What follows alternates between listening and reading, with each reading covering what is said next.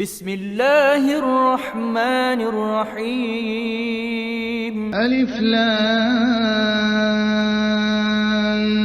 ميم. ذلك الكتاب لا ريب فيه هدى للمتقين الذين يؤمنون بالغيب ويقيمون الصلاة ومما رزقناهم ينفقون والذين يؤمنون بما أنزل إليك وما أنزل من قبلك وبالآخرة هم يوقنون أولئك على هدى من ربهم وأولئك هم المفلحون. إن الذين كفروا سواء عليهم أنذرتهم أم لم تنذرهم لا يؤمنون. ختم الله على قلوبهم وعلى سمعهم وعلى أبصارهم غشاوة ولهم عذاب عظيم. ومن الناس من يقول آمنا بالله وباليوم الآخر وما هم بمؤمنين يخادعون الله والذين آمنوا وما يخدعون إلا أنفسهم وما يشعرون. في قلوبهم مرض فزادهم الله مرضا ولهم عذاب أليم بما كانوا يكذبون. وإذا قيل لهم لا تفسدوا في الأرض قالوا إنما نحن مصلحون ألا إنهم هم المفسدون ولكن لا يشعرون. وإذا قيل لهم آمنوا كما آمن الناس قالوا أنؤمن كما آمن السفهاء ألا إنهم هم السفهاء ولكن لا يعلمون. وإذا لقوا الذين آمنوا قالوا آمنا وإذا خلوا إلى شياطينهم قالوا إنا معكم إنما نحن مستهزئون. الله يستهزئ بهم ويمدهم في طغيانهم يعمهون. أولئك الذين اشتروا الضلالة بالهدى فما ربحت تجارتهم وما كانوا مهتدين. مثلهم كمثل الذي استوقد نارا فلما أضاءت ما حوله ذهب الله بنورهم وتركهم في ظلمات لا يبصرون. صم بكم عمي فهم لا يرجعون. أو كصيب من السماء فيه ظلمات ورعد وبرق يجعلون أصابعهم في آذانهم من الصواعق حذر الموت والله محيط بالكافرين. يكاد البرق يخطف أبصارهم كلما أضاء لهم مشوا فيه وإذا أظلم عليهم قاموا ولو شاء الله لذهب بسمعهم وأبصارهم إن الله على كل شيء قدير. يا أيها الناس اعبدوا ربكم الذي خلقكم والذين من قبلكم لعلكم تتقون. الذي جعل لكم الأرض فراشا والسماء بناء وأنزل من السماء ماء فأخرج به من الثمرات رزقا لكم فلا تجعلوا لله أندادا وأنتم تعلمون. وإن كنتم في ريب مما نزلنا على عبدنا فأتوا بسورة من مثله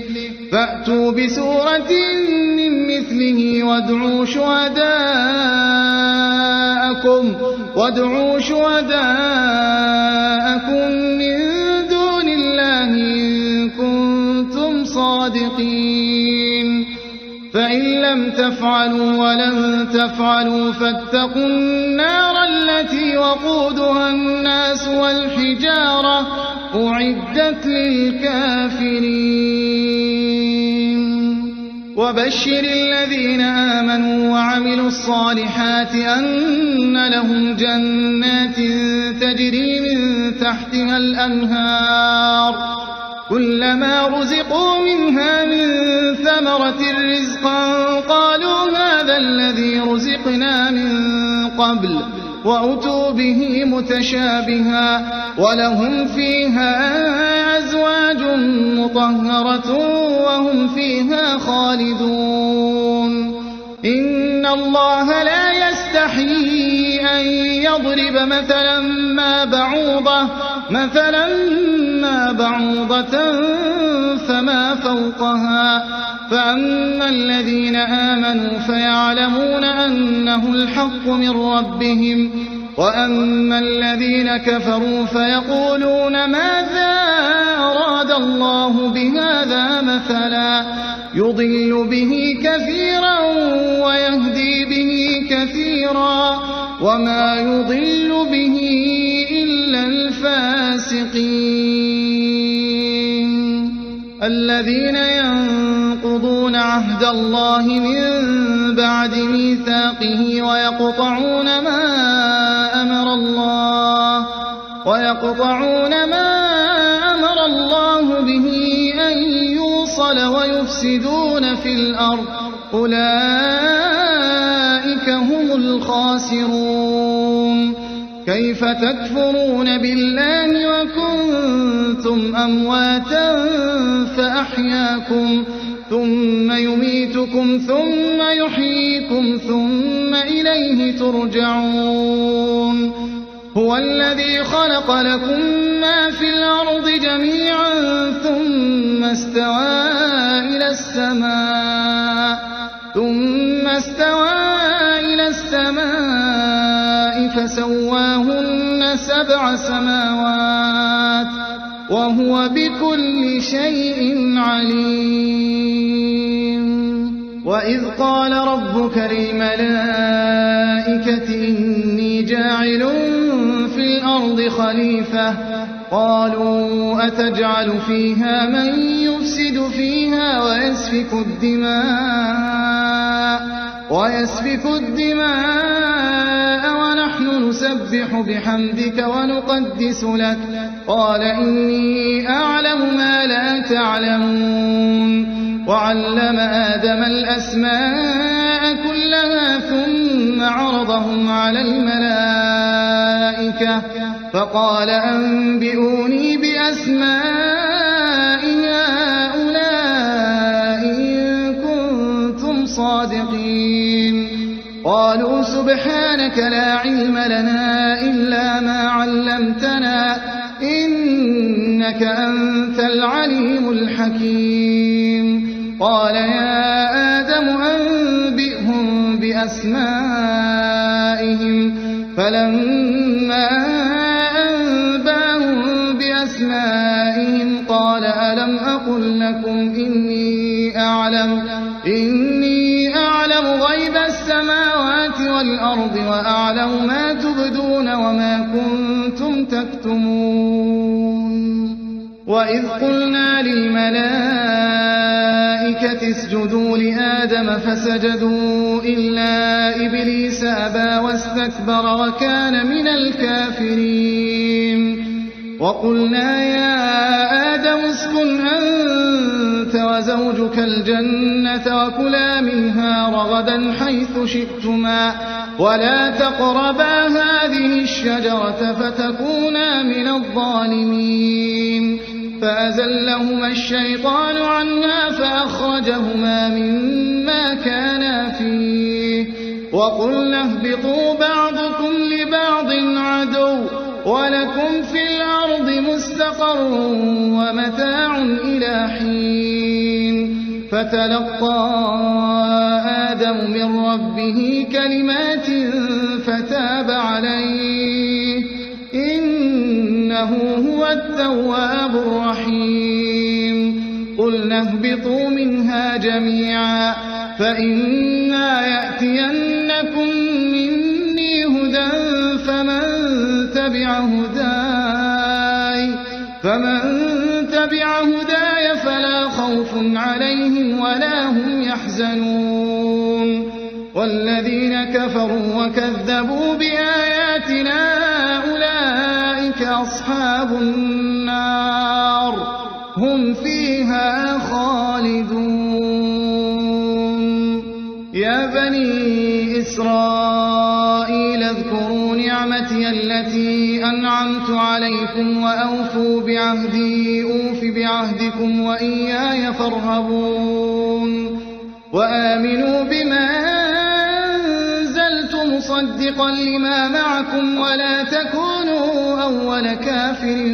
به ولا تشتروا بآياتي ثمنا قليلا وإياي فاتقون ولا تلبسوا الحق بالباطل وتكتموا الحق وأنتم تعلمون وأقيموا الصلاة وآتوا الزكاة واركعوا مع الراكعين أتأمرون الناس بالبر وتنسون أنفسكم وأنتم تتلون الكتاب أفلا تعقلون واستعينوا بالصبر والصلاة وإنها لكبيرة إلا على الخاشعين الذين يظنون أنهم ملاقو ربهم وأنهم إليه راجعون يا بني إسرائيل اذكروا نعمتي التي أنعمت عليكم وأني فضلتكم على العالمين واتقوا يوما لا تجزي نفس عن نفس شيئا ولا يقبل منها شفاعة ولا يؤخذ منها عدل ولا هم ينصرون وإذ نجيناكم من آل فرعون يسومونكم سوء العذاب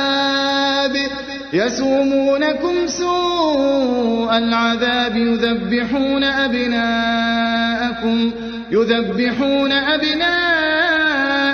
ويستحيون نساءكم وفي ذلكم بلاء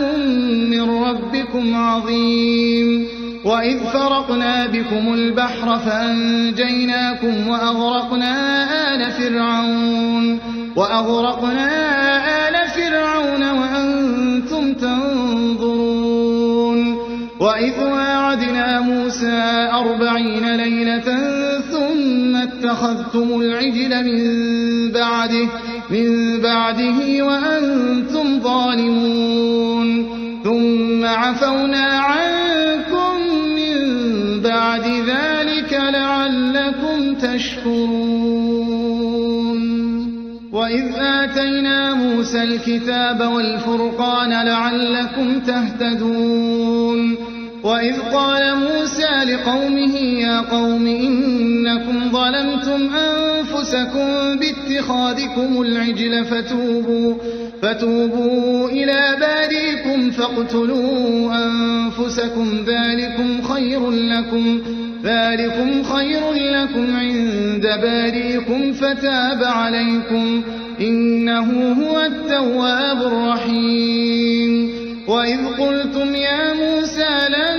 نؤمن لك حتى نرى الله جهرة فأخذتكم الصاعقة وأنتم تنظرون ثم بعثناكم من بعد موتكم لعلكم تشكرون وظللنا عليكم الغمام وأنزلنا عليكم المن والسلوى كلوا من طيبات ما رزقناكم وما ظلمونا ولكن كانوا أنفسهم أنفسهم يظلمون وإذ قلنا ادخلوا هذه القرية فكلوا منها حيث شئتم رغدا وادخلوا الباب سجدا وقولوا حطة نغفر لكم خطاياكم وسنزيد المحسنين فبدل الذين ظلموا قولا غير الذي قيل لهم فأنزلنا على الذين ظلموا رجزا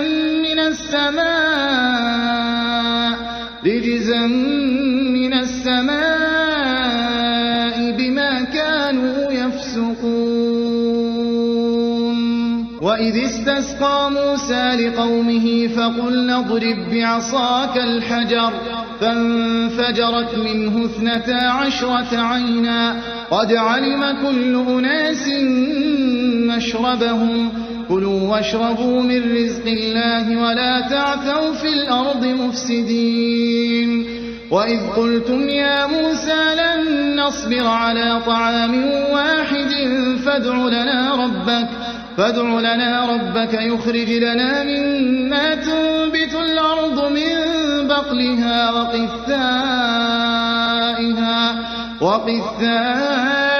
وفومها وعدسها وبصلها قال أتستبدلون الذي هو أدنى بالذي هو خير اهبطوا مصرا فإن لكم ما سألتم وضربت عليهم الذلة والمسكنة وباءوا بغضب من الله ذلك بأنهم كانوا يكفرون بآيات الله ويقتلون النبيين بغير الحق ذلك بما عصوا وكانوا يعتدون إن الذين آمنوا والذين هادوا والنصارى والصابئين من آمن بالله واليوم الآخر وعمل صالحا فلهم أجرهم عند ربهم ولا خوف عليهم ولا هم يحزنون وإذ أخذنا ميثاقكم ورفعنا فوقكم الطور خذوا ما آتيناكم بقوة واذكروا ما فيه لعلكم تتقون ثم توليتم من بعد ذلك فلولا فضل الله عليكم ورحمته لكنتم من الخاسرين ولقد علمتم الذين اعتدوا منكم في السبت فقلنا لهم كونوا قردة خاسئين فجعلناها نكالا لما بين يديها وما خلفها وموعظة للمتقين وإذ قال موسى لقومه إن الله يأمركم أن تذبحوا بقرة قالوا أتتخذنا هزوا قال أعوذ بالله أن أكون من الجاهلين قالوا ادع لنا ربك يبين لنا ما هي قال إنه يقول إنها بقرة لا فارض ولا بكر عوان بين ذلك فافعلوا ما تؤمرون قالوا ادع لنا ربك يبين لنا ما لونها قال إنه يقول إنها بقرة صفراء فاقع لونها تسر الناظرين قالوا ادع لنا ربك يبين لنا ما هي إن البقرة شابه علينا وإنا إن شاء الله لمهتدون قال إنه يقول إنها بقرة لا ذلول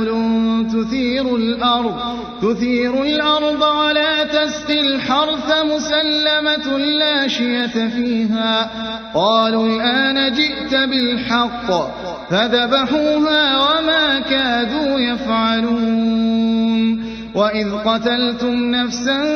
فادارأتم فيها والله مخرج ما كنتم تكتمون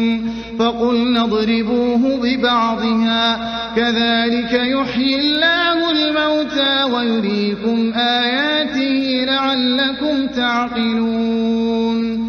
ثم قست قلوبكم من بعد ذلك فهي كالحجارة أو أشد قسوة وإن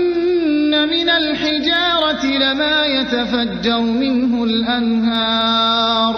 وإن منها لما يشقق فيخرج منه الماء وإن منها لما يهبط من خشية الله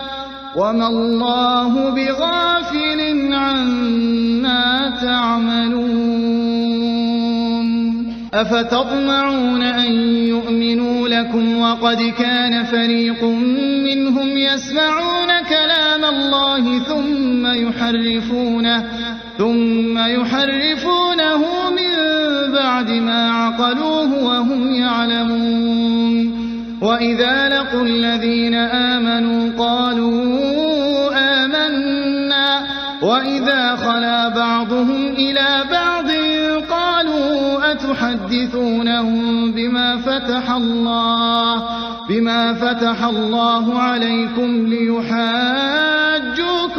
به عند ربكم أفلا تعقلون أولا يعلمون أن الله يعلم ما يسرون وما يعلنون ومنهم أميون لا يعلمون الكتاب إلا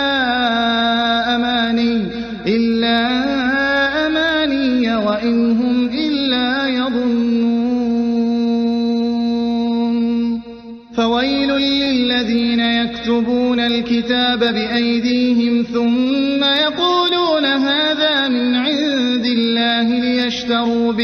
ليشتروا به ثمنا قليلا فويل لهم مما كتبت أيديهم وويل لهم مما يكسبون وقالوا لن تمسنا النار إلا أياما معدودة قل أتخذتم عند الله عهدا فلن يخلف الله عهده أم تقولون على الله ما لا تعلمون بلى من كسب سيئة وأحاطت به خطيئته فأولئك أصحاب النار هم فيها خالدون والذين آمنوا وعملوا الصالحات أولئك أصحاب الجنة هم فيها خالدون وإذ أخذنا ميثاق بني إسرائيل لا تعبدون إلا الله وبالوالدين إحسانا وذي القربى واليتامى والمساكين وقولوا للناس حسنا وأقيموا الصلاة وآتوا الزكاة ثم توليتم إلا قليلا منكم وأنتم معرضون وإذ أخذنا ميثاقكم لا تسفكون دماءكم ولا تخرجون أنفسكم من دياركم ثم أقررتم وأنتم تشهدون ثم أنتم هؤلاء تقتلون أنفسكم وتخرجون فريقا منكم من ديارهم تظاهرون عليهم بالإثم والعدوان وإن يأتوكم أسارى تفادوهم وهو محرم عليكم إخراجهم أفتؤمنون ببعض الكتاب وتكفرون ببعض فما جزاء من يفعل ذلك منكم إلا خزي في الحياة الدنيا ويوم القيامة يردون إلى أشد العذاب وما الله بغافل عما تعملون أولئك الذين اشتروا الحياة الدنيا بالآخرة فلا يخفف عنهم العذاب ولا هم ينصرون ولقد آتينا موسى الكتاب وقفينا من بعده بالرسل وآتينا عيسى ابن مريم البينات وأيدناه بروح القدس أفكلما جاءكم رسول بما لا تهوى أنفسكم استكبرتم ففريقا كذبتم وفريقا تقتلون وقالوا قلوبنا غلف بل لعنهم الله بكفرهم فقليلا ما يؤمنون ولما جاءهم كتاب من عند الله مصدق لما معهم وكانوا من قبل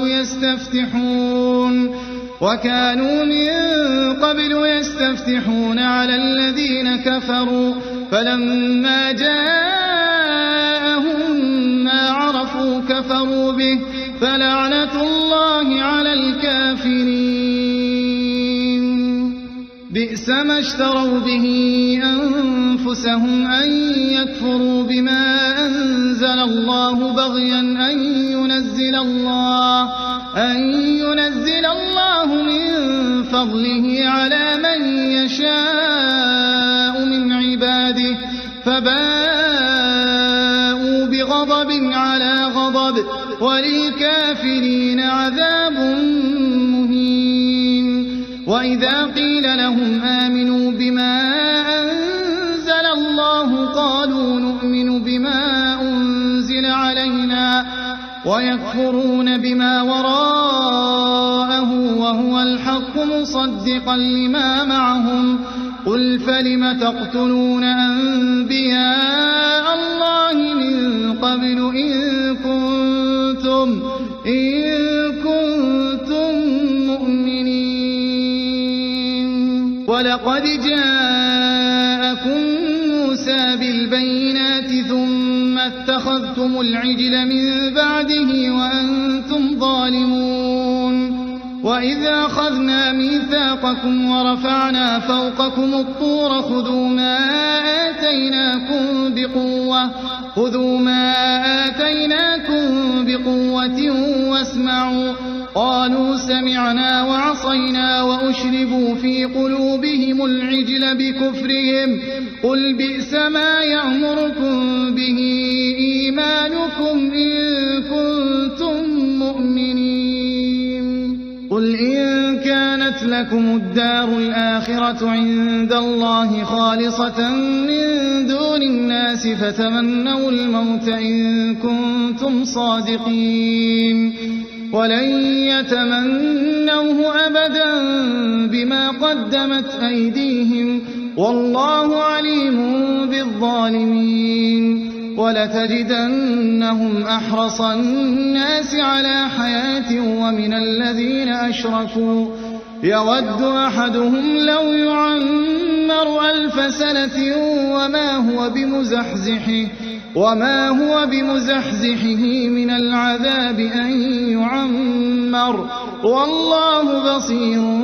بما يعملون قل من كان عدوا لجبريل فإنه نزله على قلبك بإذن الله مصدقا لما بين يديه وهدى وبشرى للمؤمنين من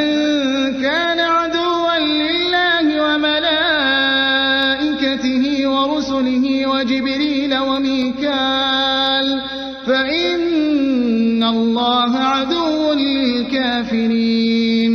ولقد أنزلنا إليك آيات بينات وما يكفر بها إلا الفاسقون أوكلما عاهدوا عهدا نبذه فريق منهم بل أكثرهم لا يؤمنون ولما جاءهم رسول من عند الله مصدق لما معهم نبذ فريق من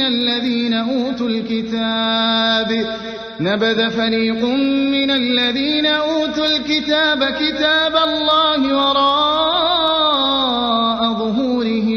وراء ظهورهم كأنهم لا يعلمون واتبعوا ما تتلو الشياطين على ملك سليمان وما كفر سليمان ولكن الشياطين كفروا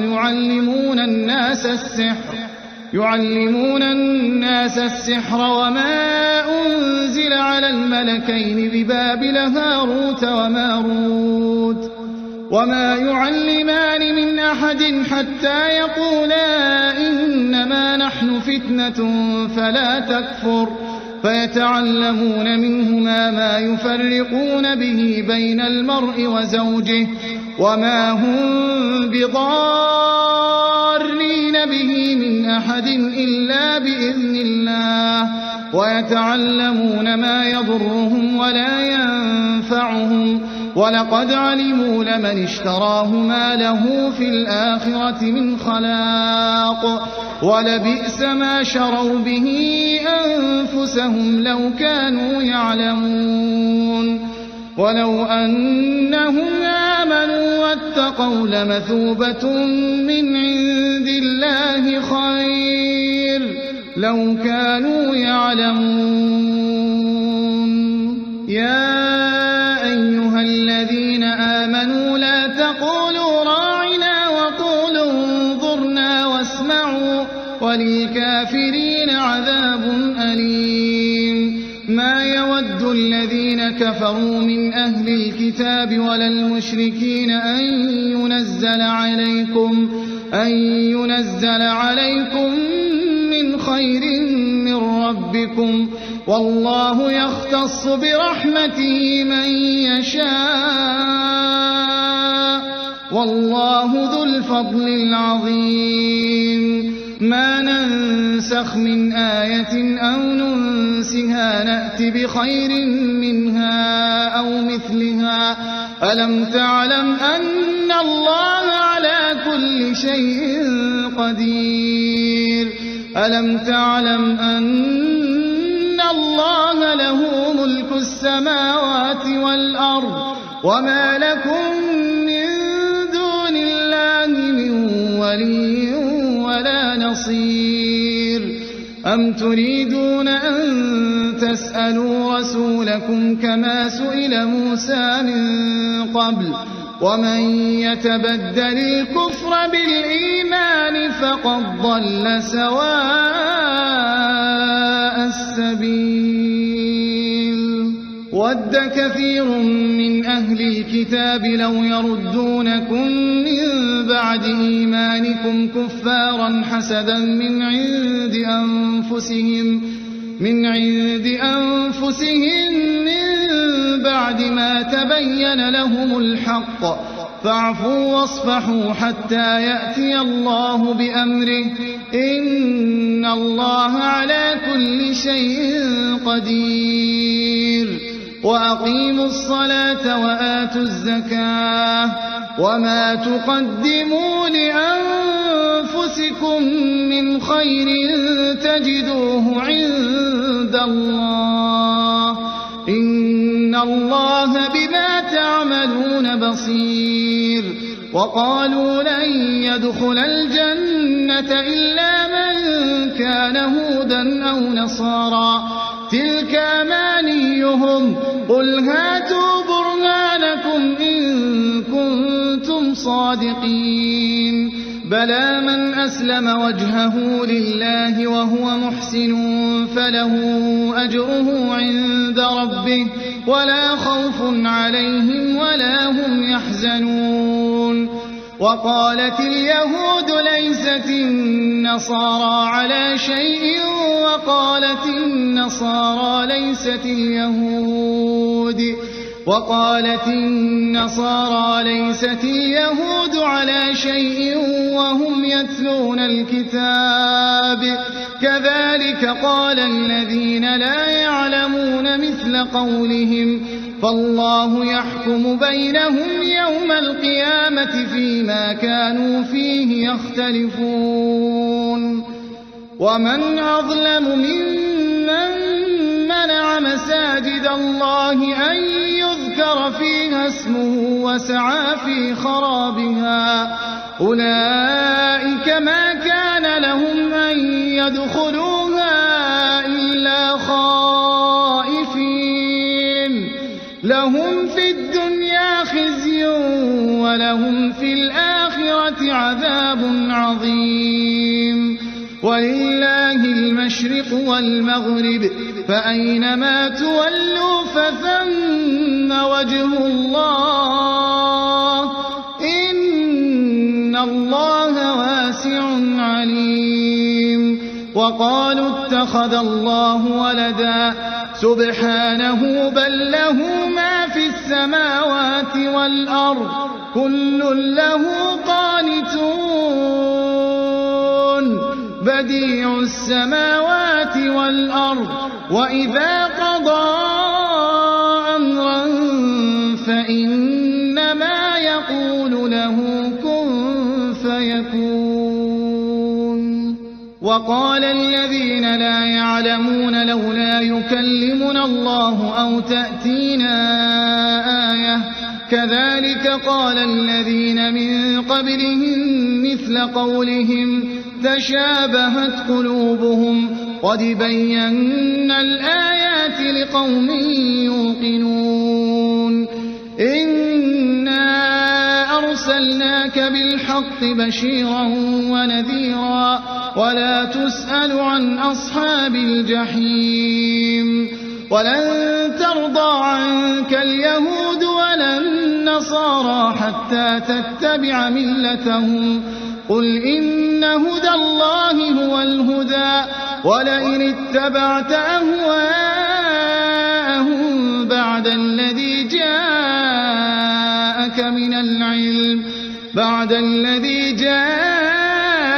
من العلم ما لك من الله من ولي ولا نصير.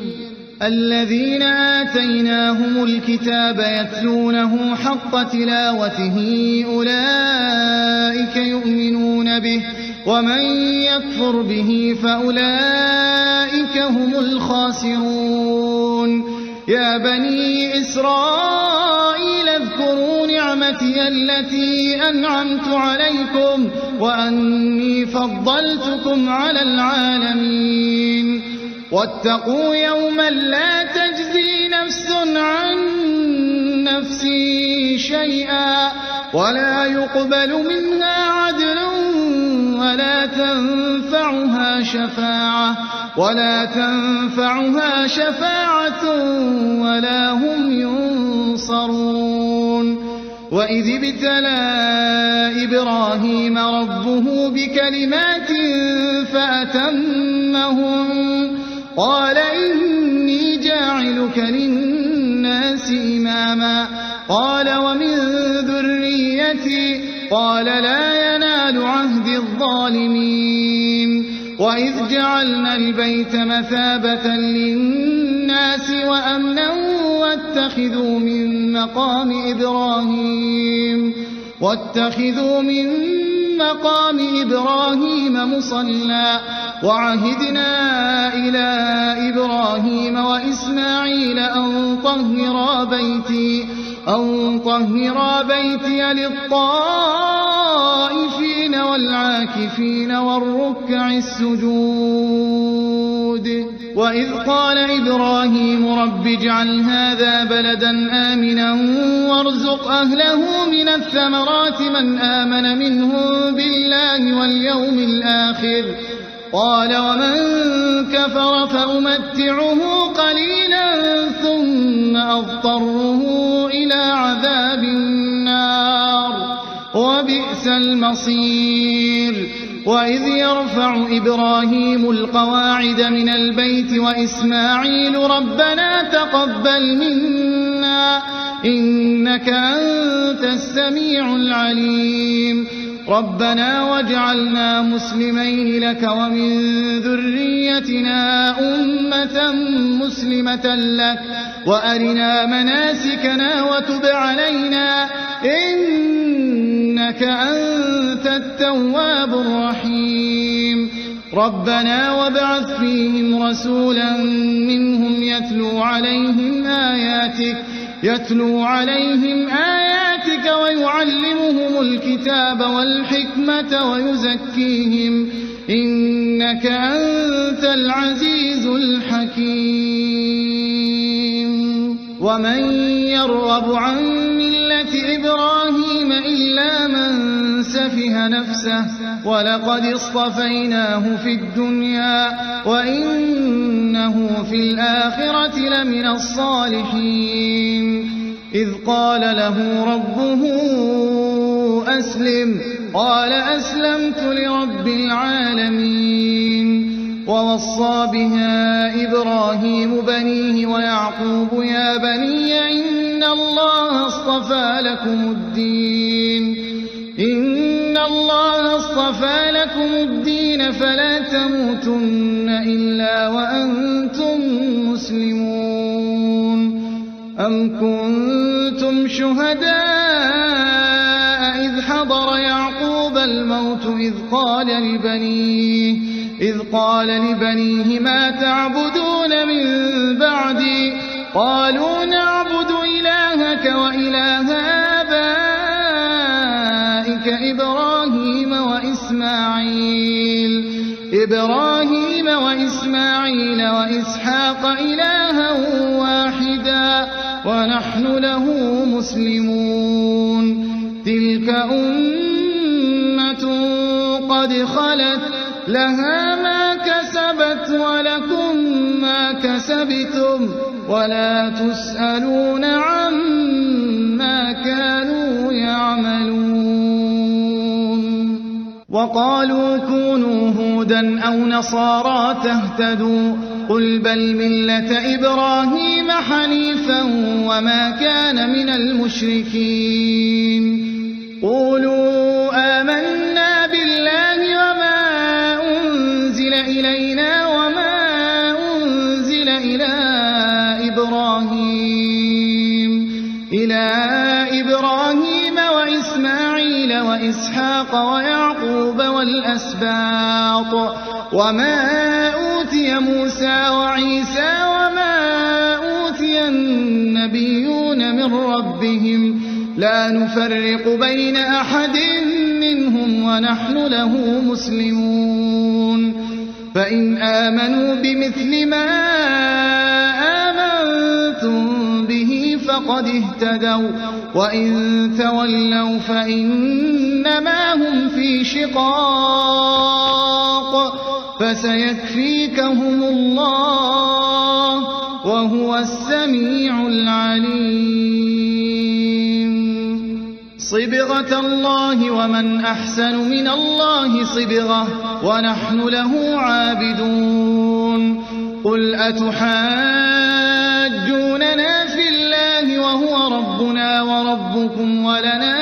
أعمالنا ولكم أعمالكم ونحن له مخلصون أم تقولون إن إبراهيم وإسماعيل وإسحاق ويعقوب والأسباط كانوا هودا أو نصارى قل أأنتم أعلم أم الله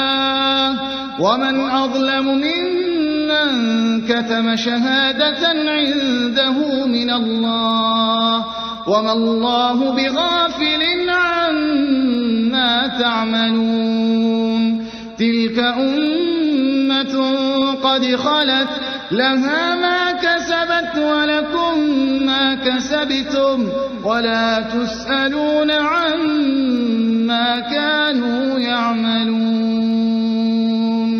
سيقول السفهاء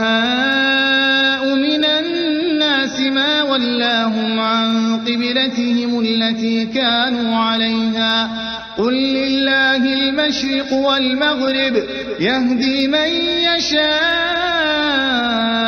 إلى صراط مستقيم وكذلك جعلناكم أمة وسطا لتكونوا شهداء على الناس ويكون الرسول عليكم شهيدا وما جعلنا القبلة التي كنت عليها إلا لنعلم من يتبع الرسول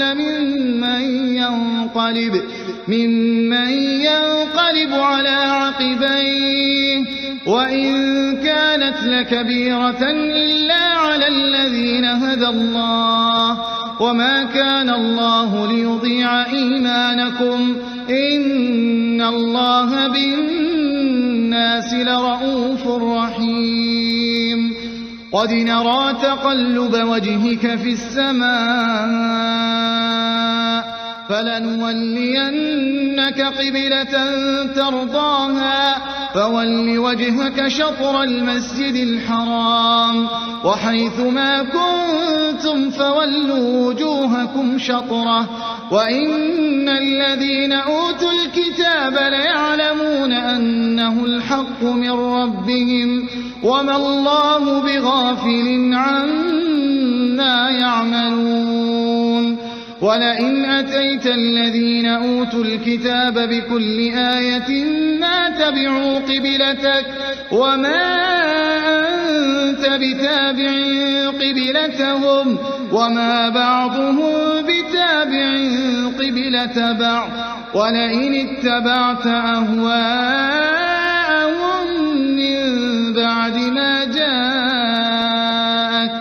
من بعد ما جاءك من العلم إنك إذا لمن الظالمين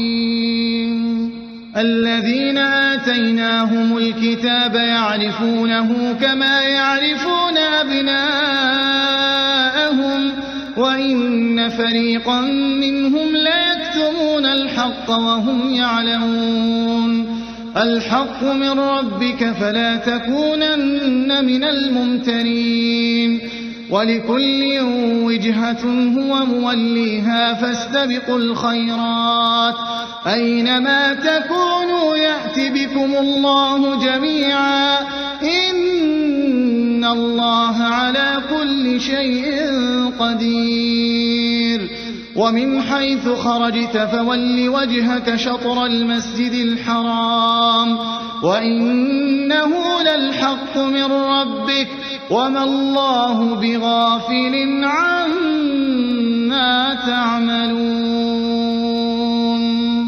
ومن حيث خرجت فول وجهك شطر المسجد الحرام وحيث ما كنتم فولوا وجوهكم شطره لئلا يكون للناس عليكم حجة إلا الذين ظلموا منهم فلا تخشوهم واخشوني ولأتم نعمتي عليكم ولعلكم تهتدون كما أرسلنا فيكم رسولا منكم يتلو عليكم آياتنا ويزكيكم ويعلمكم الكتاب والحكمة ويعلمكم ما لم تكونوا تعلمون فاذكروني أذكركم واشكروا لي ولا تكفرون يا أيها الذين آمنوا استعينوا بالصبر والصلاة إن الله مع الصابرين ولا تقولوا لمن يقتل في سبيل الله أموات بل أحياء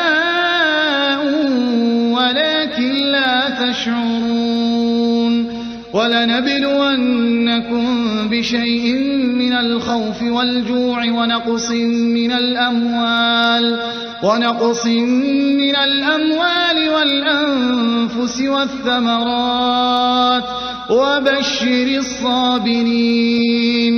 الذين إذا أصابتهم مصيبة قالوا إنا لله وإنا إليه راجعون أولئك عليهم صلوات من ربهم ورحمة وأولئك هم المهتدون إن الصفا والمروة من شعائر الله فمن حج البيت أو اعتمر فلا جناح عليه أن يطوف بهما ومن تطوع خيرا فإن الله شاكر عليم إن الذين يكتمون ما أنزلنا من البينات والهدى من بعد ما بيناه للناس في الكتاب أولئك يلعنهم الله ويلعنهم اللاعنون إلا الذين تابوا وأصلحوا وبينوا فأولئك أتوب عليهم وأنا التواب الرحيم إن الذين كفروا وماتوا وهم كفار أولئك عليهم لعنة الله والملائكة والناس أجمعين خالدين فيها لا يخفف عنهم العذاب ولا هم ينظرون وإلهكم إله واحد لا إله إلا هو الرحمن الرحيم إن في خلق السماوات والأرض واختلاف الليل والنهار والفلك التي تجري في البحر بما ينفع الناس وما أنزل الله من السماء من ماء فأحيا به الأرض بعد موتها وبث فيها من كل دابة وتصريف الرياح والسحاب المسخر بين السماء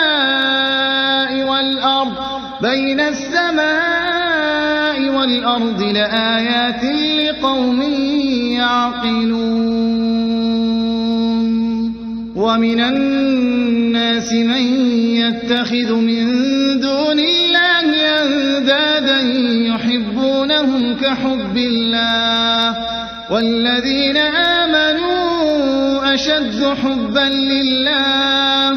ولو يرى الذين ظلموا إذ يرون العذاب أن القوة لله جميعا وأن الله شديد العذاب إذ تبرأ الذين اتبعوا من الذين اتبعوا ورأوا العذاب وتقطعت بهم الأسباب وقال الذين اتبعوا لو أن لنا كرة فنتبرأ منهم كما تبرأوا منا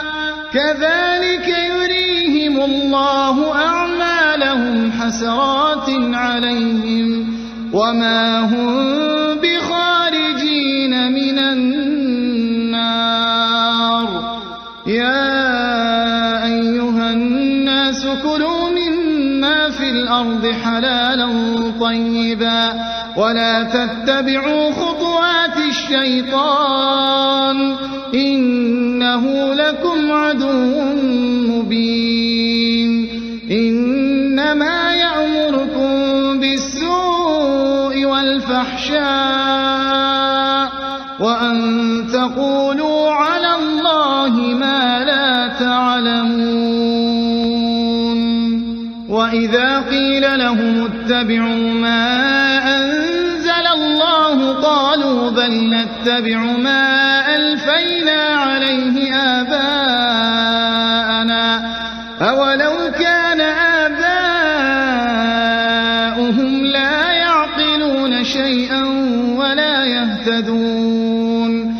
ومثل الذين كفروا كمثل الذي ينعق بما لا يسمع إلا دعاء ونداء صم بكم عمي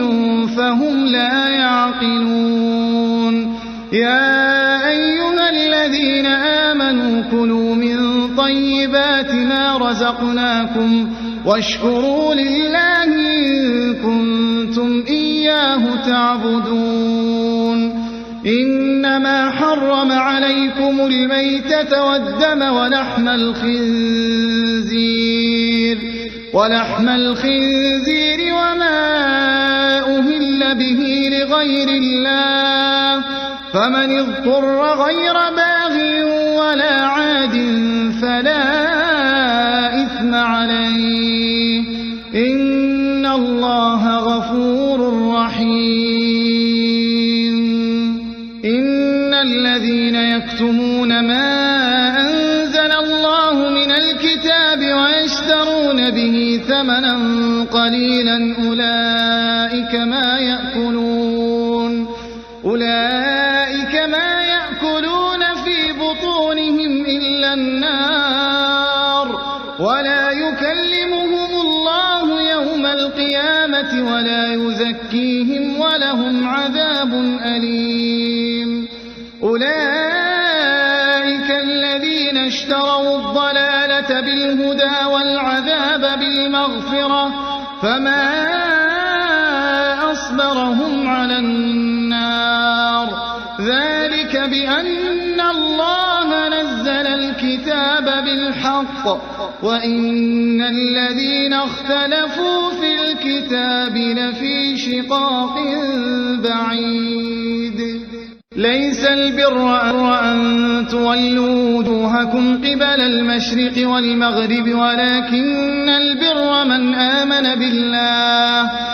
آمن بالله واليوم الآخر والملائكة والكتاب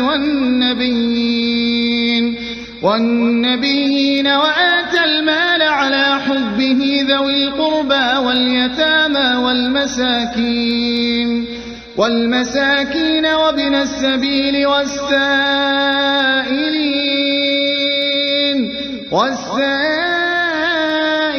وفي الرقاب وأقام الصلاة وآتى الزكاة والموفون بعهدهم إذا عاهدوا والصابرين في البأساء والضراء وحين البأس أولئك الذين صدقوا وأولئك هم المتقون يا أيها الذين آمنوا كتب عليكم القصاص في القتلى الحر بالحر والعبد بالعبد والأنثى بالأنثى فمن عفي له من أخيه شيء فاتباع بالمعروف وأداء إليه بإحسان ذلك تخفيف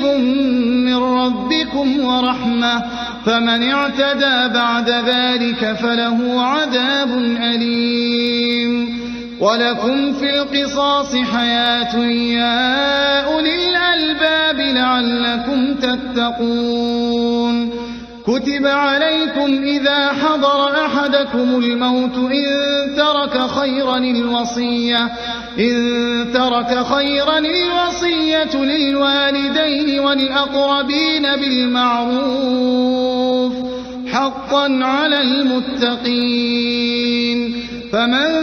بدله بعدما سمعه فإنما إثمه على الذين يبدلونه إن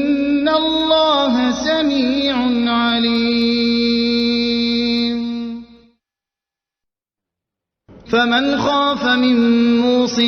جنفا أو إثما فأصلح بينهم فلا إثم عليه إن الله غفور رحيم. يا أيها الذين آمنوا كتب عليكم الصيام كما كتب على الذين من قبلكم لعلكم تتقون. أياما معدودات، فمن كان منكم مريضا أو على سفر فعدة من أيام أخر، وعلى الذين يطيقونه فدية طعام مسكين، فمن تطوع خيرا فهو خير له، وأن تصوموا خير لكم إن كنتم تعلمون. شهر رمضان الذي أنزل فيه القرآن هدى للناس وبينات من الهدى والفرقان، فمن شهد منكم الشهر فليصمه، ومن كان مريضا أو على سفر فعدة من أيام أخر، يريد الله بكم اليسر ولا يريد بكم العسر، ولتكملوا العدة ولتكبروا الله على ما هداكم ولعلكم تشكرون. وإذا سالك عبادي عني فإني قريب أجيب دعوة الداع إذا دعان، فليستجيبوا لي وليؤمنوا بي لعلهم يرشدون. أحل لكم ليلة الصيام الرفث إلى نسائكم هن لباس لكم وأنتم لباس لهم، علم الله أنكم كنتم تختانون أنفسكم فتاب عليكم وعفى عنكم، فالآن باشروهن وابتغوا ما كتب الله لكم، وكلوا واشربوا حتى يتبين لكم الخيط الأبيض من الخيط الأسود من الفجر، ثم أتموا الصيام إلى الليل، ولا تباشروهن وأنتم عاكفون في المساجد، تلك حدود الله فلا تقربوها، كذلك يبين الله آياته للناس لعلهم يتقون. ولا تأكلوا أموالكم بينكم بالباطل وتدلوا بها إلى الحكام لتأكلوا فريقا من أموال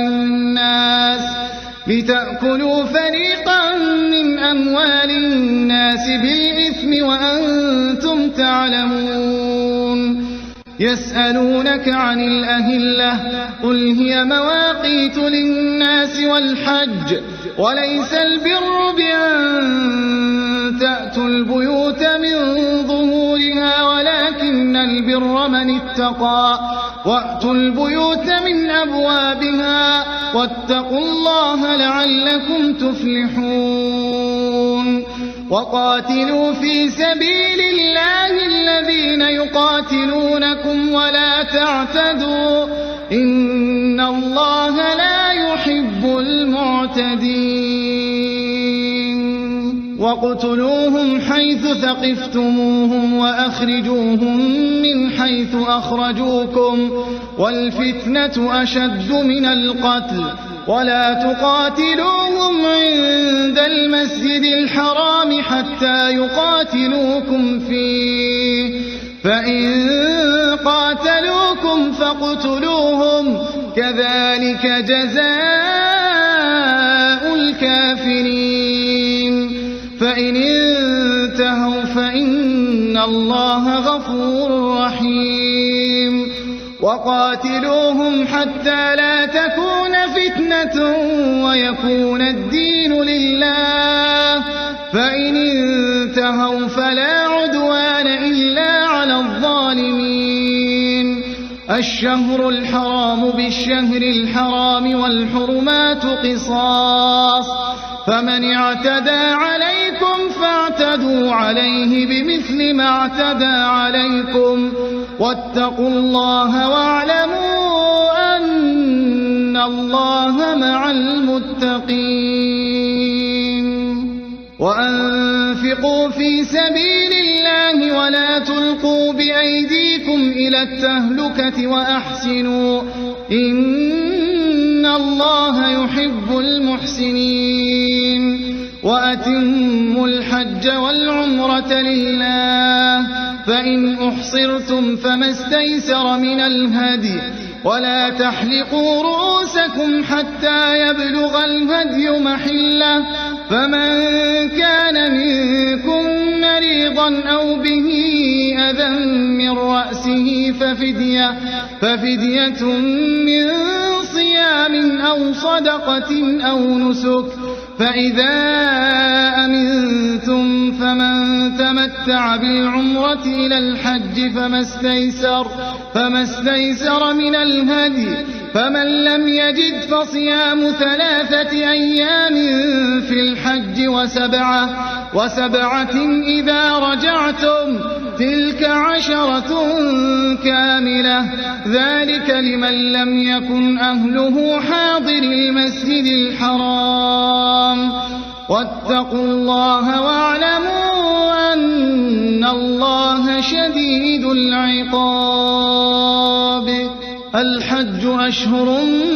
معلومات، فمن فرض فيهن الحج فلا رفث ولا فسوق ولا جدال في الحج، وما تفعلوا من خير يعلمه الله، وتزودوا فإن خير الزاد التقوى، واتقون يا أولي الألباب. ليس عليكم جناح أن تبتغوا فضلا من ربكم، فإذا أفضتم من عرفات فاذكروا الله عند المشعر الحرام، واذكروه كما هداكم وإن كنتم من قبله لمن الضالين.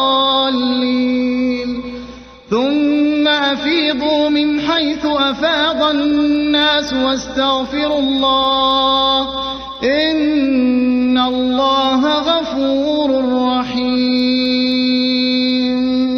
فإذا قضيتم مناسككم فاذكروا الله كذكركم آباءكم أو أشد ذكرا، فمن الناس من يقول ربنا آتنا في الدنيا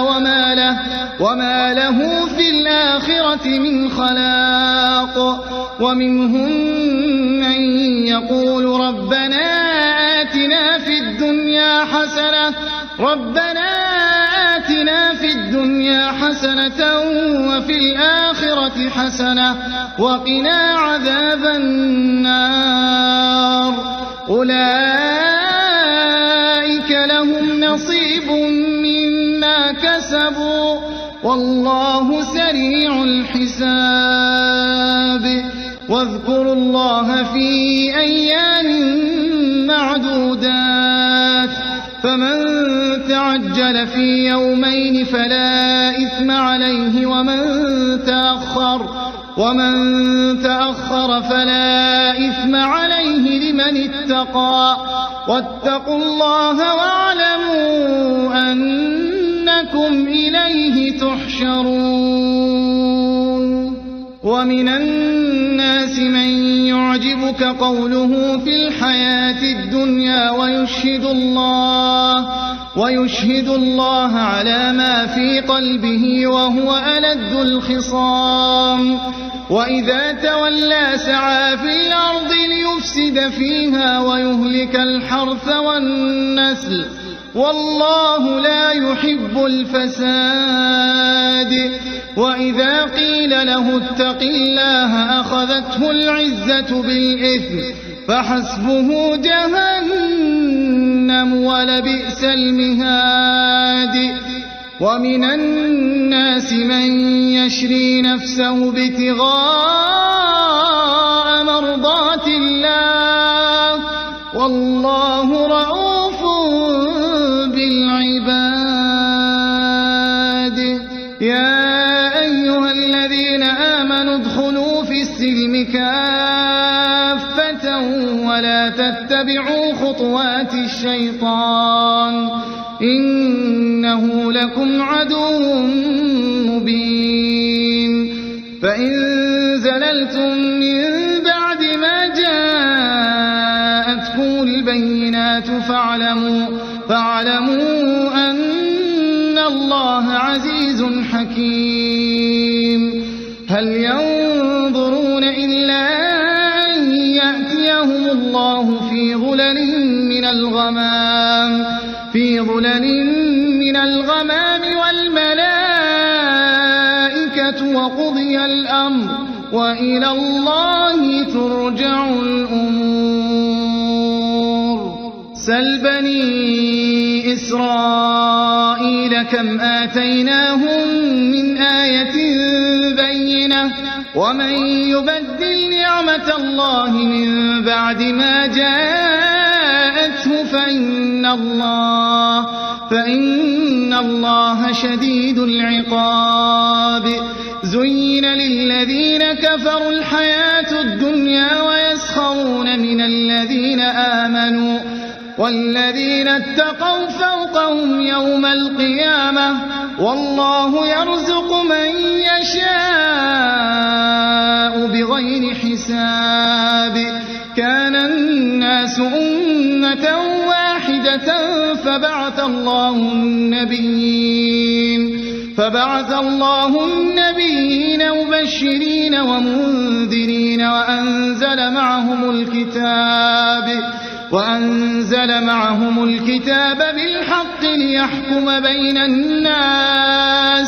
ليحكم بين الناس فيما اختلفوا فيه وما اختلف فيه إلا الذين أوتوه من بعد ما جاءتهم البينات بغيا بينهم فهدى الله الذين آمنوا لما اختلفوا فيه من الحق بإذنه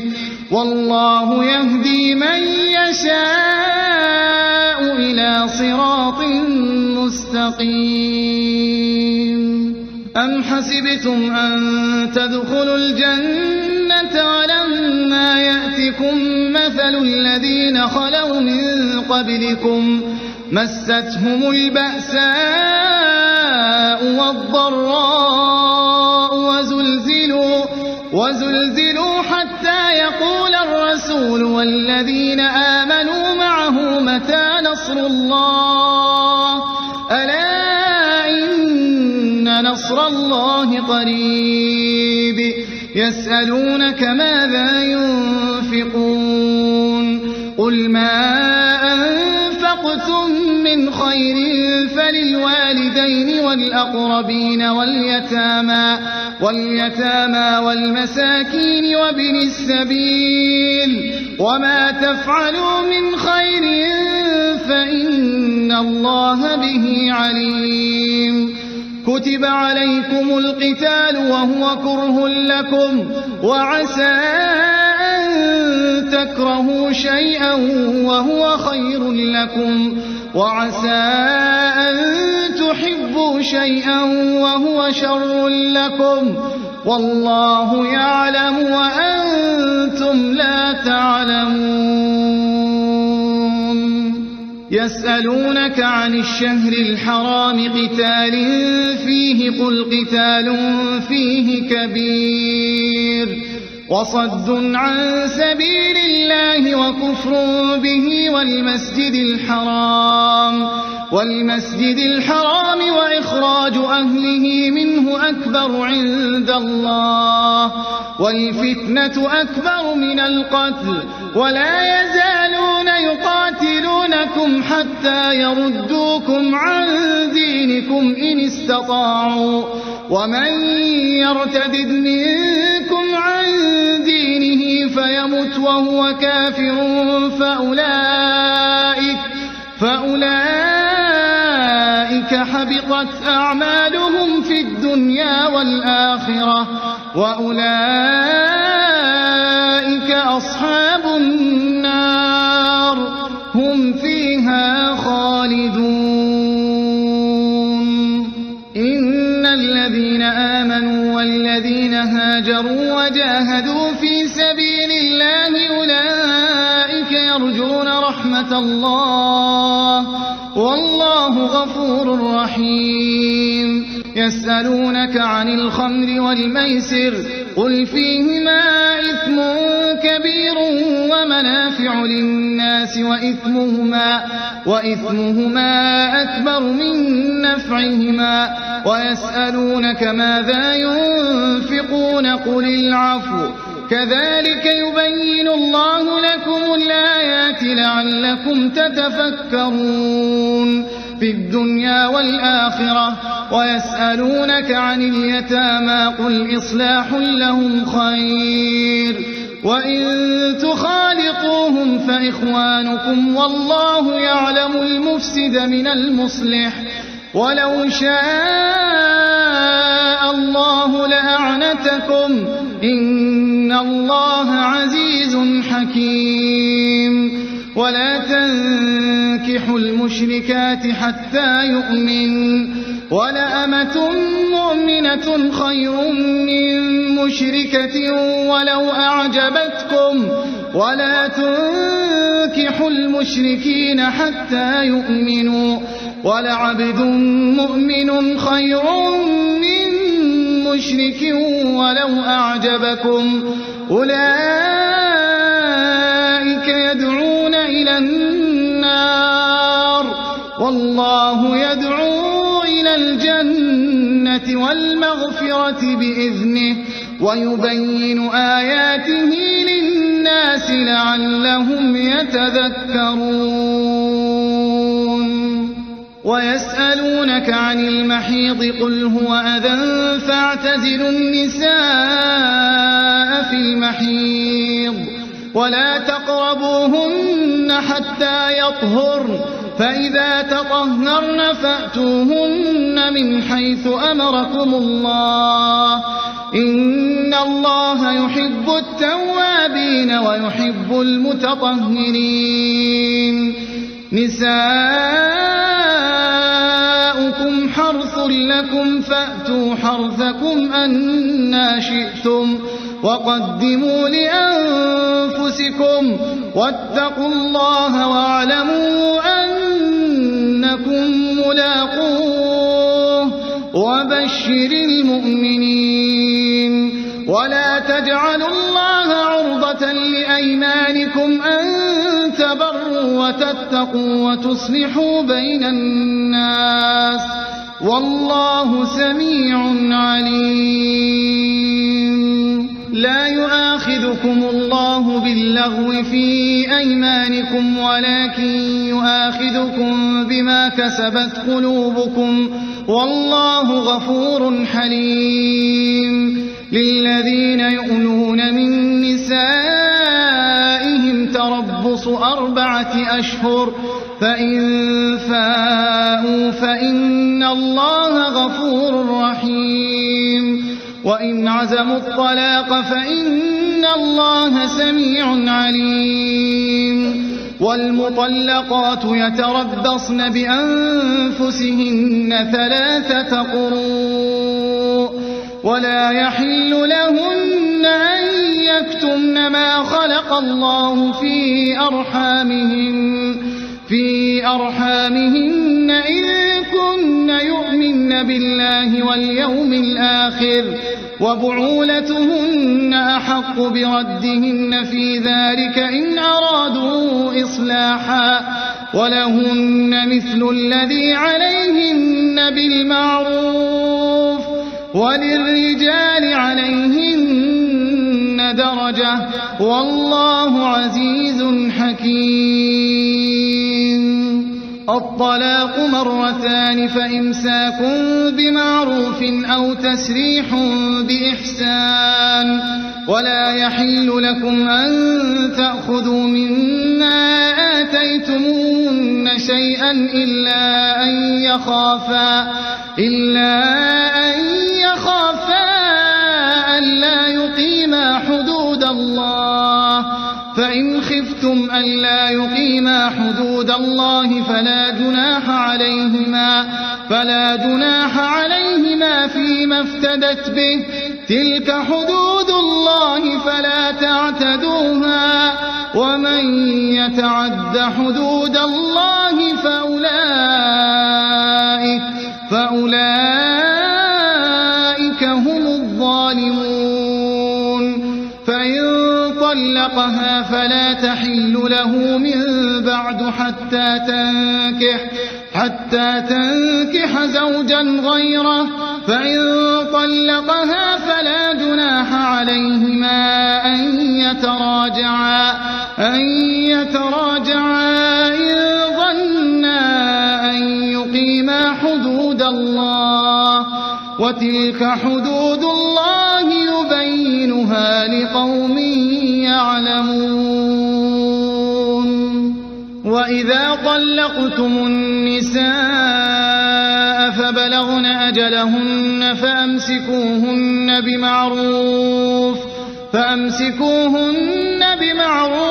أو سرحوهن بمعروف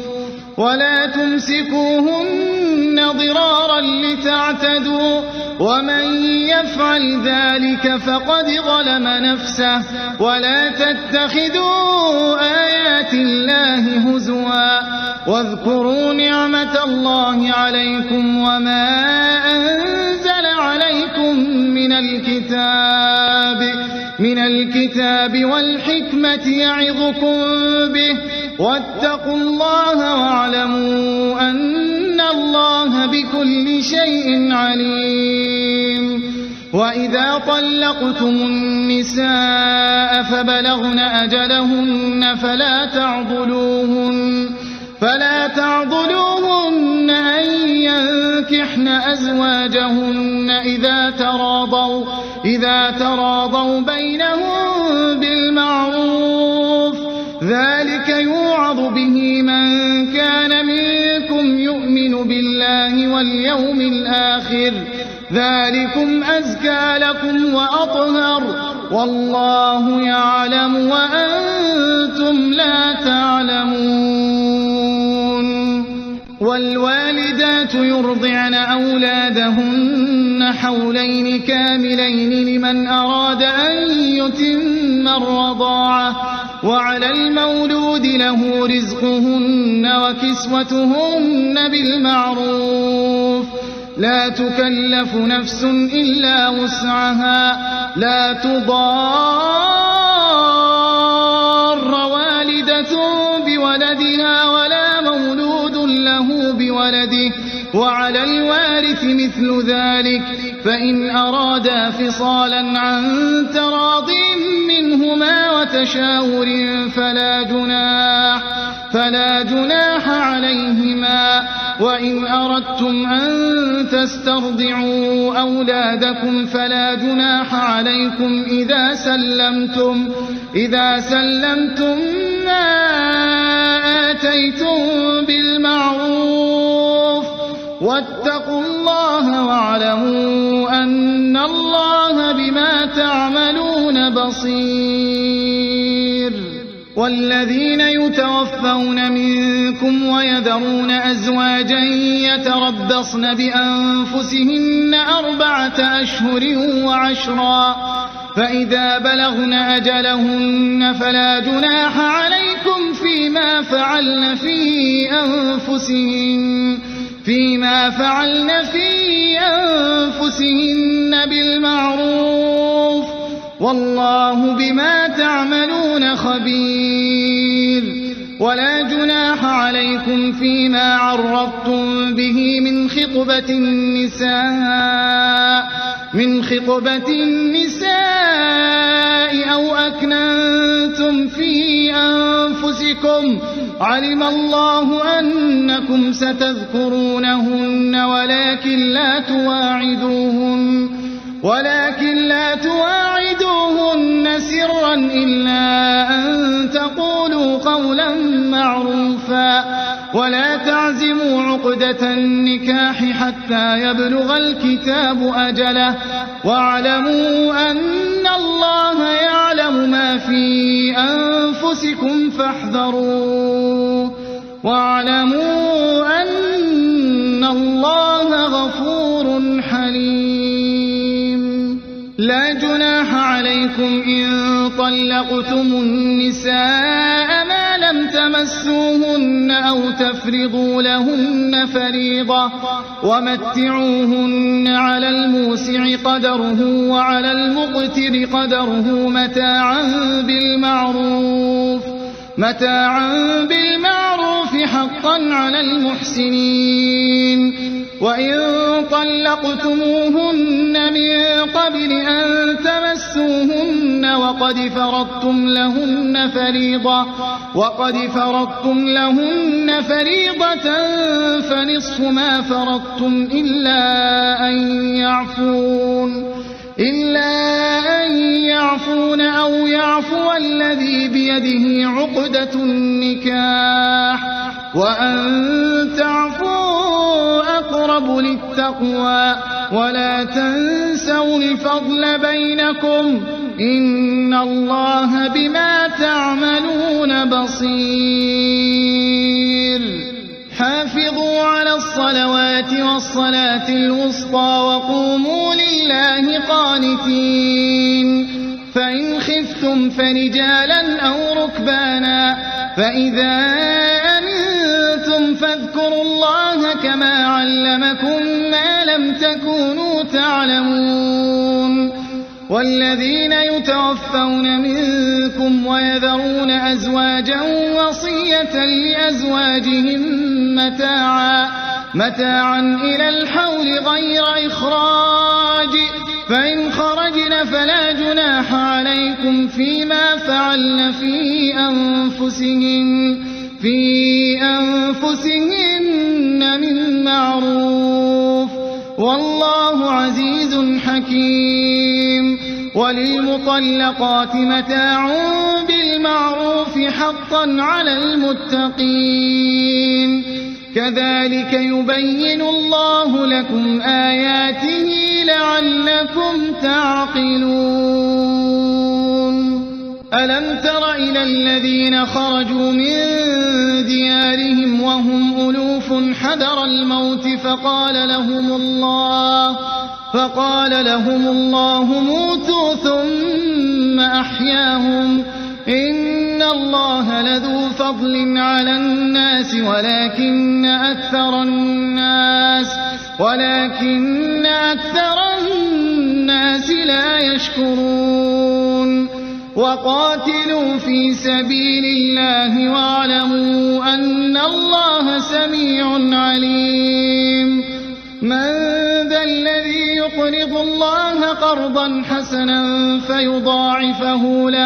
فيضاعفه له أضعافا كثيرة والله يقبض ويبسط وإليه ترجعون. ألم تر إلى الملأ من بني إسرائيل من بعد موسى إذ قالوا لنبي لهم ابعث لنا ملكا نقاتل في سبيل الله قال هل عسيتم إن كتب عليكم القتال ألا تقاتلوا قالوا وما لنا ألا نقاتل في سبيل الله وقد أخرجنا من ديارنا وأبنائنا فلما كتب عليهم القتال تولوا إلا قليلا منهم والله عليم بالظالمين. وقال لهم نبيهم إن الله قد بعث لكم طالوت ملكا قالوا أنى يكون له الملك علينا ونحن أحق بالملك منه ولم يؤت سعة من المال. قال إن الله اصطفاه عليكم وزاده بسطة في العلم والجسم والله يؤتي ملكه من يشاء والله واسع عليم. وقال لهم نبيهم إن آية ملكه أن يأتيكم التابوت فيه سكينة من ربكم وبقية مما ترك آل موسى وآل هارون تحمله الملائكة إن في ذلك لآية لكم إن كنتم مؤمنين. فلما فصل طالوت بالجنود قال إن الله مبتليكم بنهر فمن شرب منه فليس مني ومن لم يطعمه فإنه مني إلا من اغترف غرفة بيده فشربوا منه إلا قليلا منهم. فلما جاوزه هو والذين آمنوا معه قالوا لا طاقة لنا اليوم بجالوت وجنوده. قال الذين يظنون أنهم ملاقو الله كم من فئة قليلة غلبت فئة كثيرة بإذن الله والله مع الصابرين. ولما برزوا لجالوت وجنوده قالوا ربنا أفرغ علينا صبرا وثبت أقدامنا وانصرنا على القوم الكافرين. فهزموهم بإذن الله وقتل داود جالوت وآتاه الله الملك والحكمة وعلمه مما يشاء. ولولا دفع الله الناس بعضهم ببعض لفسدت الأرض ولكن الله ذو فضل على العالمين. تلك آيات الله نتلوها عليك بالحق وإنك لمن المرسلين. تلك الرسل فضلنا بعضهم على بعض منهم من كلم الله ورفع بعضهم درجات وآتينا عيسى ابن مريم البينات وأيدناه بروح القدس. ولو شاء الله ما اقتتل الذين من بعد ما جاءتهم البينات ولكن اختلفوا فمنهم من آمن ومنهم من كفر. ولو شاء الله ما اقتتلوا ولكن الله يفعل ما يريد. يا أيها الذين آمنوا أنفقوا مما رزقناكم من قبل أن يأتي يوم لا بيع فيه ولا خلة ولا شفاعة والكافرون هم الظالمون. الله لا إله إلا هو الحي القيوم لا تأخذه سنة ولا نوم له ما في السماوات وما في الأرض. من ذا الذي يشفع عنده إلا بإذنه يعلم ما بين أيديهم وما خلفهم ولا يحيطون بشيء من علمه إلا بما شاء وسع كرسيه السماوات والأرض ولا يؤوده حفظهما وهو العلي العظيم لا إكراه في الدين قد تبين الرشد من الغي فمن يكفر بالطاغوت ويؤمن بالله فقد استمسك بالعروة الوثقى لا انفصام لها والله سميع عليم الله ولي الذين آمنوا يخرجهم من الظلمات إلى النور والذين كفروا أولياؤهم الطاغوت يخرجونهم من النور إلى الظلمات أولئك أصحاب النار هم فيها خالدون ألم تر إلى الذي حاج إبراهيم في ربه أن آتاه الله الملك إذ قال إبراهيم ربي الذي يحيي ويميت قال أنا أحيي وأميت قال إبراهيم فإن الله يأتي بالشمس من المشرق فأت بها من المغرب فبهت الذي كفر والله لا يهدي القوم الظالمين أو كالذي مر على قرية وهي خاوية على عروشها قال أنى يحيي هذه الله بعد موتها فأماته الله 100 عام ثم بعثه قال كم لبثت قال لبثت يوما أو بعض يوم قال بل لبثت 100 عام فانظر إلى طعامك وشرابك لم يتسنه وانظر إلى حمارك ولنجعلك آية للناس وانظر إلى العظام كيف ننشزها ثم نكسوها لحما فلما تبين له قال أعلم أن الله على كل شيء قدير وإذ قال إبراهيم رب أرني كيف تحيي الموتى قال أولم تؤمن قال بلى ولكن ليطمئن قلبي قال فخذ 4 من الطير فصرهن إليك ثم اجعل على كل جبل منهن جزءا ثم ادعهن يأتينك سعيا واعلم أن الله عزيز حكيم مثل الذين ينفقون أموالهم في سبيل الله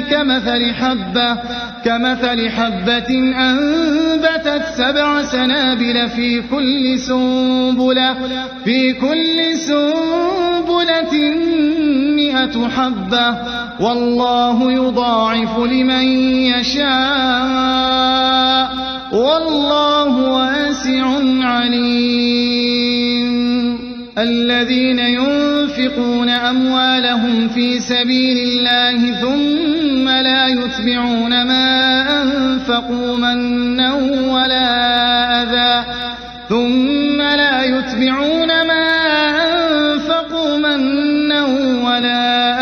لهم أجرهم عند ربهم ولا خوف عليهم ولا هم يحزنون قول معروف ومغفرة خير من صدقة يتبعها أذى والله غني حليم يا أيها الذين آمنوا لا تبطلوا صدقاتكم بالمن والأذى كالذي ينفق ماله رئاء الناس ولا يؤمن بالله واليوم الآخر فمثله كمثل صفوان عليه تراب فأصابه وابل فتركه صلدا لا يقدرون على شيء مما كسبوا والله لا يهدي القوم الكافرين ومثل الذين ينفقون أموالهم ابتغاء مرضات الله وتثبيتا من أنفسهم كمثل جنة بربوة أصابها وابل فآتت أكلها ضعفين فإن لم يصبها وابل فطل والله بما تعملون بصير أيود أحدكم أن تكون له جنة من نخيل وأعناب تجري من تحتها الأنهار له فيها من كل الثمرات وأصابه الكبر وله ذرية ضعفاء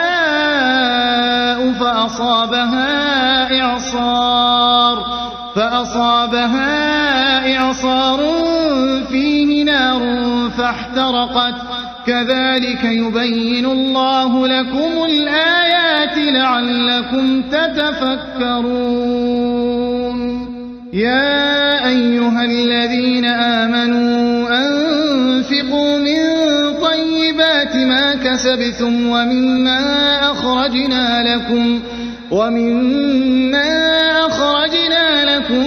من الأرض ولا تيمموا الخبيث منه تنفقون ولستم بآخذيه إلا أن تغمضوا فيه واعلموا أن الله غني حميد الشيطان يعدكم الفقر ويأمركم بالفحشاء والله يعدكم مغفرة منه وفضلا والله واسع عليم يؤتي الحكمة من يشاء ومن يؤت الحكمة فقد أوتي خيرا كثيرا وما يذكر إلا أولو الألباب وما أنفقتم من نفقة أو نذرتم من نذر فإن الله يعلمه وما للظالمين من أنصار إن تبدوا الصدقات فنعما هي وإن تخفوها وتؤتوها الفقراء فهو خير لكم ويكفر عنكم من سيئاتكم والله بما تعملون خبير ليس عليك هداهم ولكن الله يهدي من يشاء وما تنفقوا من خير فلأنفسكم وما تنفقون إلا ابتغاء وجه الله وما تنفقوا من خير يوفى إليكم وأنتم لا تظلمون للفقراء الذين أحصروا في سبيل الله لا يستطيعون ضربا في الأرض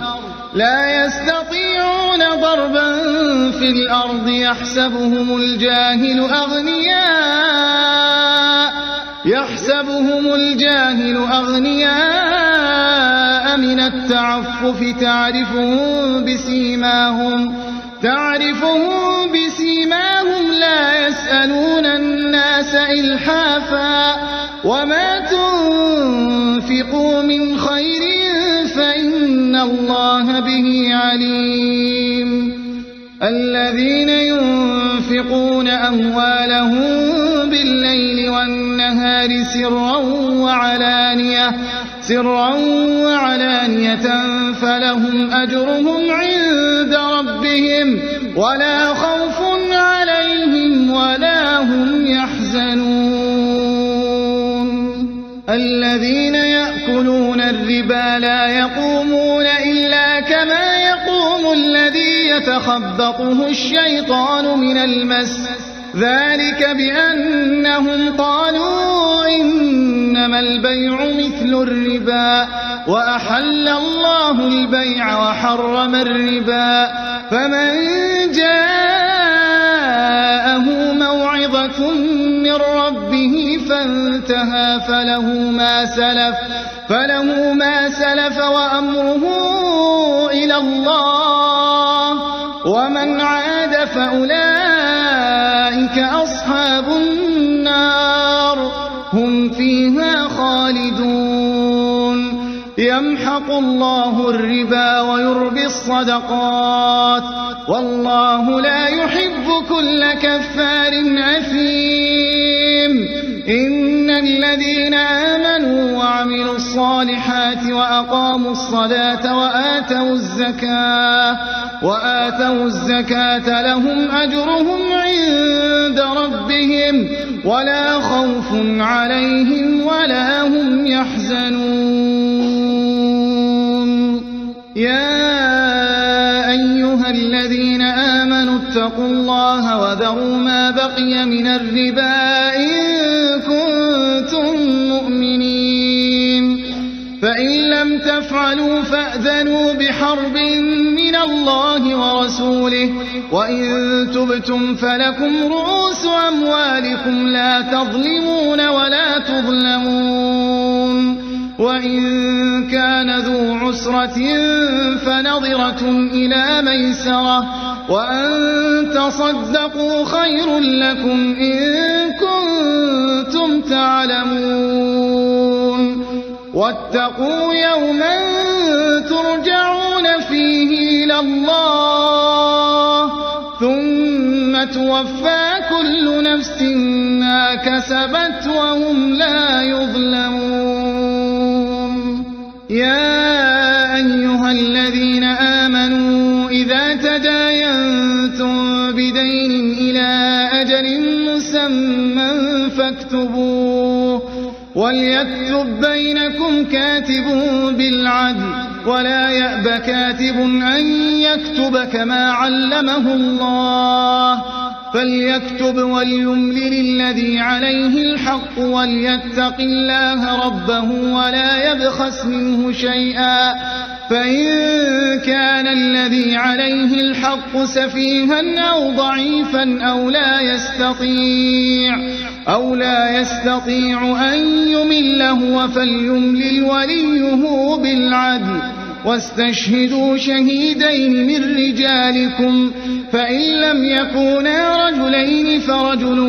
وامرأتان ممن ترضون من الشهداء أن تضل إحداهما فتذكر إحداهما الأخرى ولا يأبى الشهداء إذا ما دعوا ولا تسأموا أن تكتبوه صغيرا أو كبيرا إلى أجله ذلكم أقسط عند الله وأقوم للشهادة وأدنى ألا ترتابوا إلا أن تكون تجارة حاضرة تديرونها بينكم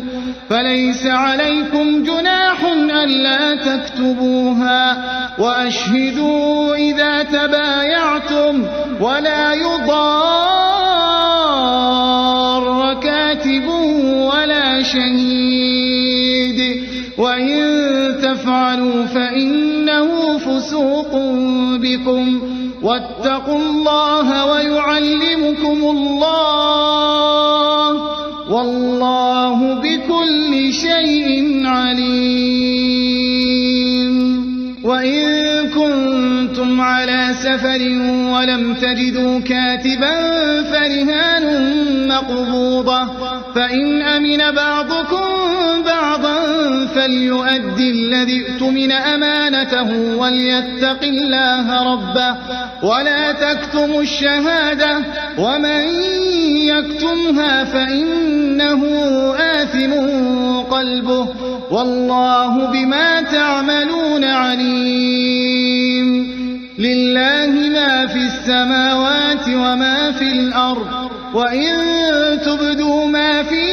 أنفسكم أو تخفوه يحاسبكم به الله فيغفر لمن يشاء ويعذب من يشاء والله على كل شيء قدير آمن الرسول بما أنزل إليه من ربه والمؤمنون كل آمن بالله وملائكته وكتبه ورسله لا نفرق بين أحد من رسله وقالوا سمعنا وأطعنا غفرانك ربنا وإليك المصير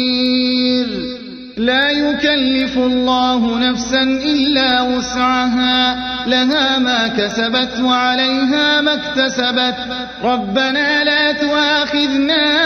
إن نسينا أو أخطأنا ربنا ولا تحمل علينا إصرا كما حملته على الذين من قبلنا ربنا ولا تحملنا ما لا طاقة لنا به واعف عنا واغفر لنا وارحمنا أنت مولانا فانصرنا